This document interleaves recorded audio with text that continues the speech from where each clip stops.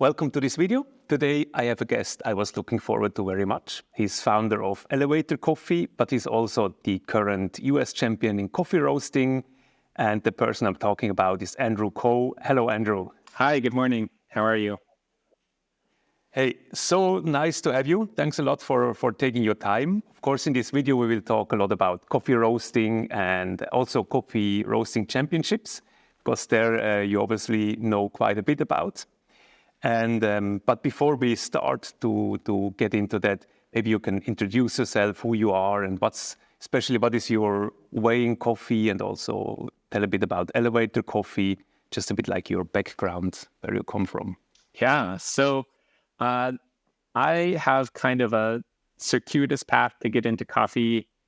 I was a student in mathematics. I have a master's degree in math, and I thought that I was going to be an actuary. But I moved to Seattle. My girlfriend, who is now my wife, lived there, and I just needed a job. And I got a job at a kind of a Starbucks, similar to a Starbucks, called Tully's. And just because they had health insurance and I was kind of just needing a job. And I really fell in love with coffee and cafes, and I had coffee there that actually tasted good to me for the first time in my life. And so it became an interest. I left that job and became a civil engineer for 8 years. But in the background, I started to play around with coffee as a hobby. I became a home roaster. I used an air popcorn popper first, then a Behmor, and then an Leo bullet. And then my wife and I moved to Portland in 2013. And Portland is a kind of a hub of specialty coffee people. And there are a lot of small roasters and very knowledgeable and really kind people. And I met some of them and thought, well, maybe I should give coffee a chance and see what I can make of it as a career. And so I met a few people with Elevator, and we started a cafe in 2016. It happened that there was a co-op roasting facility across the street from our cafe, and they had a coffee roasting competition the next year, and I entered it with my Behmor, and I won the competition against coffee pros. And so that was kind of a shock. But that helped launch us as a coffee roasting company. And so then we operated as a cafe and a roastery for a number of years until the pandemic. And unfortunately, with the pandemic, we closed our cafe, pivoted our business model to online and wholesale. And I started competing at the US coffee roasting competitions in 2019, kind of right before the pandemic, and made it through to the finals, which were supposed to be in Portland in 2020, but then pandemic shut that down. Things got delayed and postponed, and I finally qualified for Boston finals in 2022. And I took 5th place there. And then last year, finals were again in Portland. And so I competed again, and this time won the championship, which was mind-blowing and still trying to wrap my head around that. But that brings us up to today. And so, yeah, we're still an online and wholesale-based roastery based in Portland. Yeah, fantastic. Hey, first of all, then congratulations to winning the title of US roasting champion. That's so fantastic. You also mentioned once or twice the Behmor before, and maybe I can reveal something here that, although this video is super interesting for anybody to listen, especially the people that are working with the Behmor, they should stay until the end because there will be a special goodie, but more than later in this video. But I would like to talk a little bit about coffee roasting championships because this is something like a world.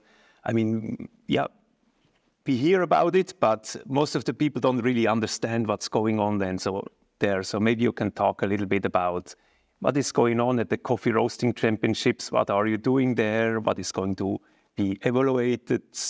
And just a little bit an insight on what's happening there. Yeah.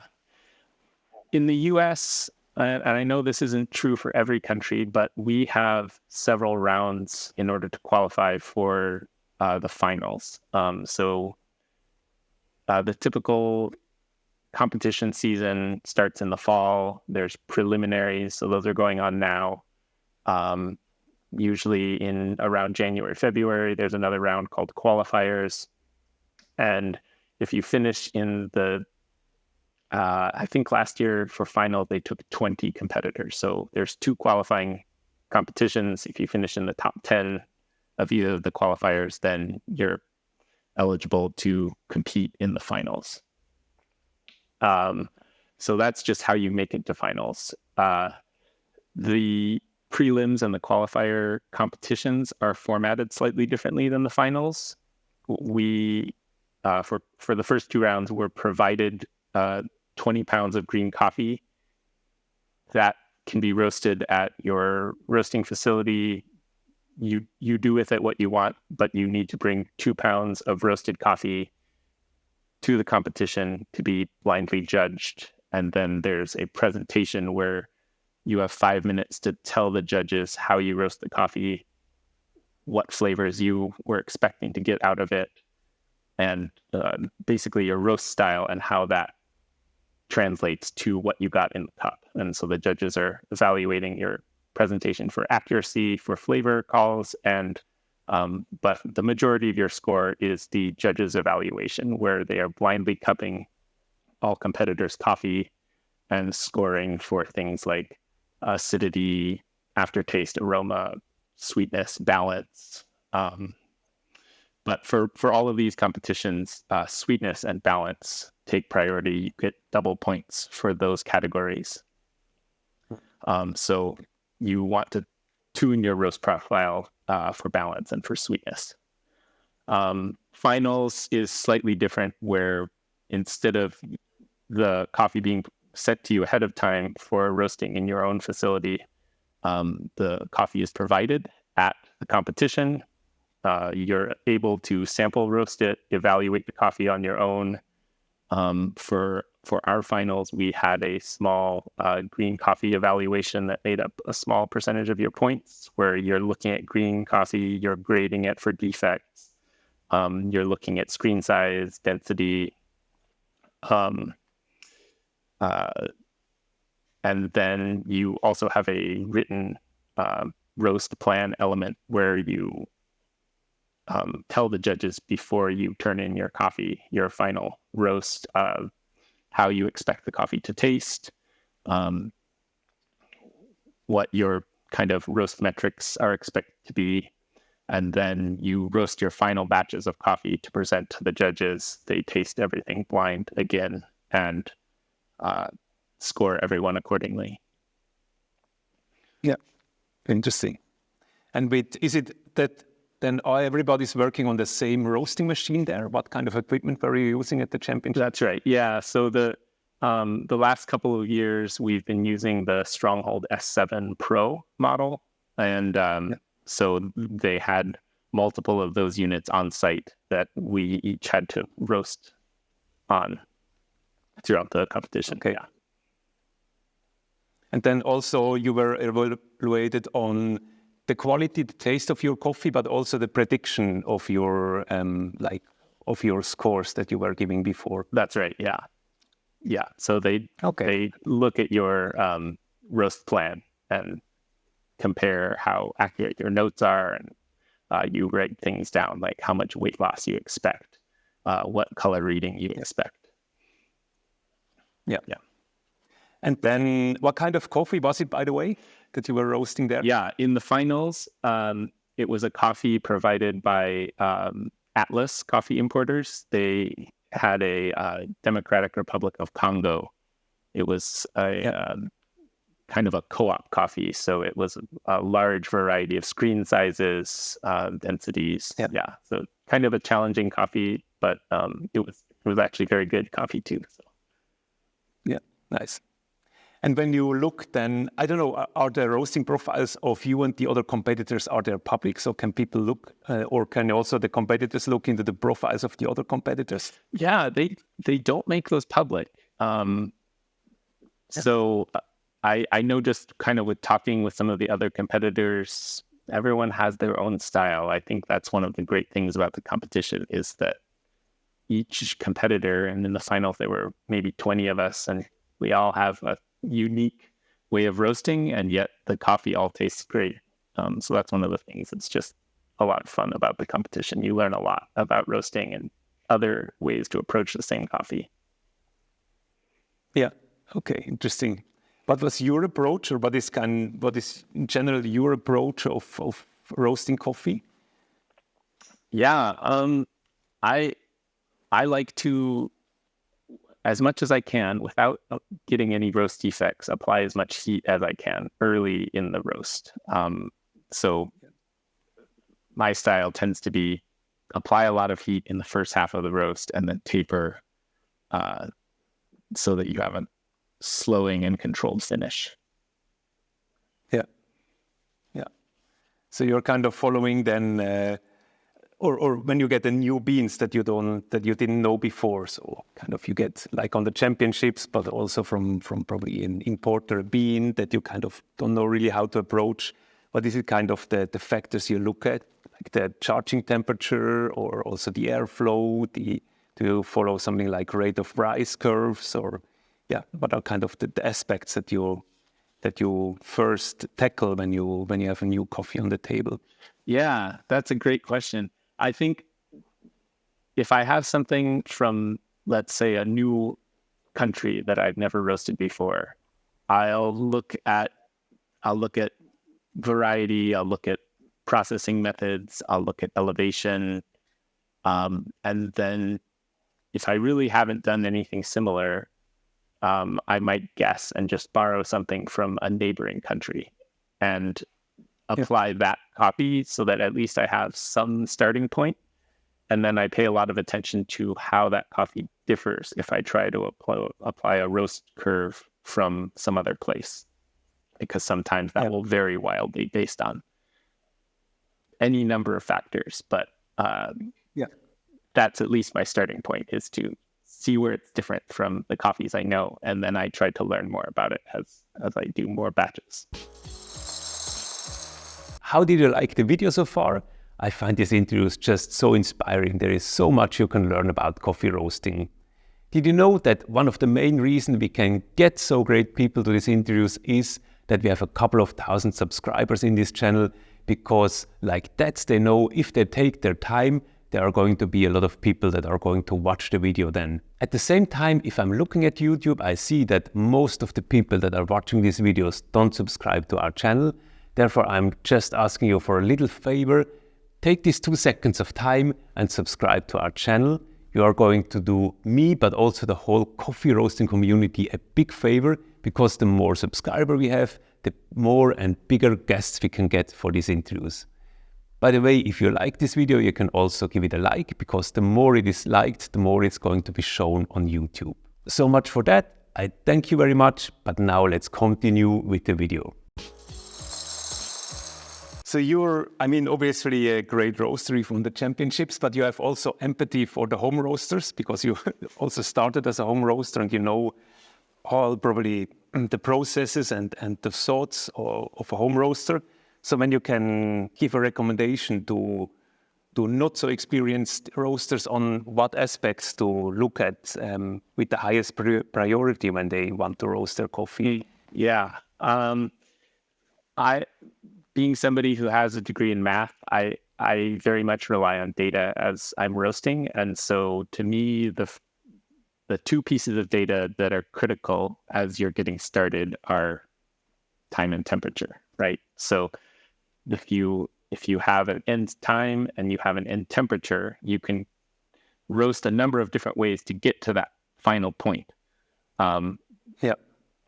And that obviously takes some experimentation as far as understanding what roast level you like. So if you have a roast level you like, you need to learn what temperature do I need to get that level of roast, and how long does the roast need to take. And if you have less experience, you're going to be experimenting quite a bit to get to that point. But the experimentation is good. And if you let every batch teach you a little bit more about coffee and then how the resulting roast tastes, after a while, you start to see patterns maybe emerge. Now you're a commercial roaster. You're doing also the championships of coffee roasting. Is it like these two worlds? Are they like going into together? Are they supporting each other, or is it more like a different world of coffee roasting for championships, or coffee roasting then for more commercial customers? How do you see that? Yeah, the championships are unique because you're in an unfamiliar setting. You're in an unfamiliar, the roaster is probably new. You probably don't own one. The green coffee is provided on site, so you've literally seen it for a couple of days. And then your evaluation is you roast on one day and the judges cup the next day. So really, all that you care about is the coffee to taste good one day later on the cupping table. And I think that absolutely teaches you a lot about how to roast coffee and thinking through how do I get coffee to taste really good tomorrow on a cupping table. But that's not necessarily how you would roast for customers who they are not buying the coffee and drinking it tomorrow. They are drinking it on a filter machine at home in 4 weeks, or, so you have a much broader audience that is roasting brewing under a number of different conditions. And so you have to take more into consideration when you're roasting for more broad audience. Yeah. Can you tell me a little bit about elevator coffee, and then also maybe the elevator coffee customers? So what kind of coffees are you roasting? Are you more fully on the specialty line, or do you have a bit of broader range? Is it like all third wave coffee lovers, or do you also serve kind of a broad group of people with also more classic coffee tastes? How is it working with elevator coffee? Yeah, we're very focused. We're a small company. We only roast, for the most part, light roast coffee. We're trying to only get coffees that score above a certain point range and fit sort of our taste profile that we enjoy. So mostly Central South American, East African coffees, mostly washed coffees. So it's fairly narrow, but I try to also be approachable with the coffees that we're sourcing. So even if you might be new to light roast or specialty coffee, hopefully there's something that you might still enjoy. So our approach is, I think, somewhat conservative in that we get coffees that are fairly approachable, but it's also fairly specific. If that makes sense. Yeah. I would like to, then also give you the opportunity to talk a bit more about elevator coffee and where people can find more information about it. But first of all, I would like to announce that this is kind of the first part of an interview, because we have a second part that will be coming soon, and that was also a reason why I approached you in particular, because I heard that you've started roasting on the Behmor. Now I learned that you've been also roasting on the Ailio Bullet, then on your way to becoming a commercial roaster. And In particular for the Behmor, I think there is not too much information around on how to roast great coffee on it. You've even won championships. And therefore, we will do a second part of this video where we then specifically will talk about the Behmor Roaster. I really thank you for taking time for that. We will, as soon as it's live, we will post it here. If it's not yet live, then follow our channel not to miss it. But before that, where can people find more information about you, Elevator Coffee? Where can they get your coffee if they want to taste and enjoy your coffee? Yeah, so we are primarily online, elevator.coffee, and then we have some cafe partners around, but mostly we're online. So that's the best place to find us. Our shipping is pretty much mostly to the US. We're trying to expand that right now. And so that's in the works to get more accessible in other places around the world. You can follow us on Instagram. That's where we're most active on social media, Elevator CC. And I'm also on Instagram, Andrew Coe Coffee. So that's a couple places to give us a follow. I will post the links also then below in the video description. And now I assume you're preparing for Taipei for the World Championships in coffee roasting?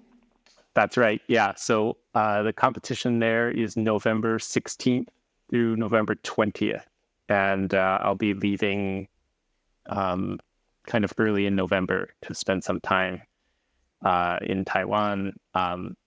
It's going to be a special trip for me. My dad is from Taiwan, and so he's coming with me and my wife and my son, and we're going to tour around a little bit for a few days before the competition. So I'm really looking forward to that whole trip. I think it's going to be really, really exciting, and can't wait to compete. So yeah, should be really, really fun. Yeah, all the best wishes to you. I mean, anyway, in your life with Elevator Coffee, with your family, but then also especially in November at the World Coffee Championships. And everybody that likes, they can follow Andrew on his path to Taipei. And I'm going to post the links below.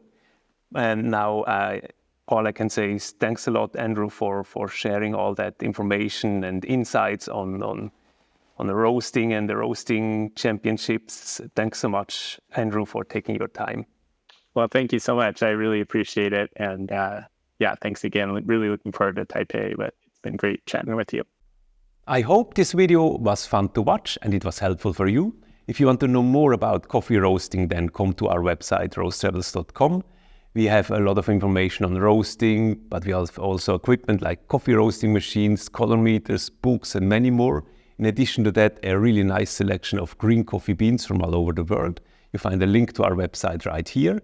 You could also look through our YouTube channels. We have a lot of videos on coffee roasting, on equipment, but also very inspirational interviews with coffee roasters, coffee traders, and many more. If you have any questions left, then always come back to me. I'm Ingo from Roast Rebels, and I look forward to talking to you.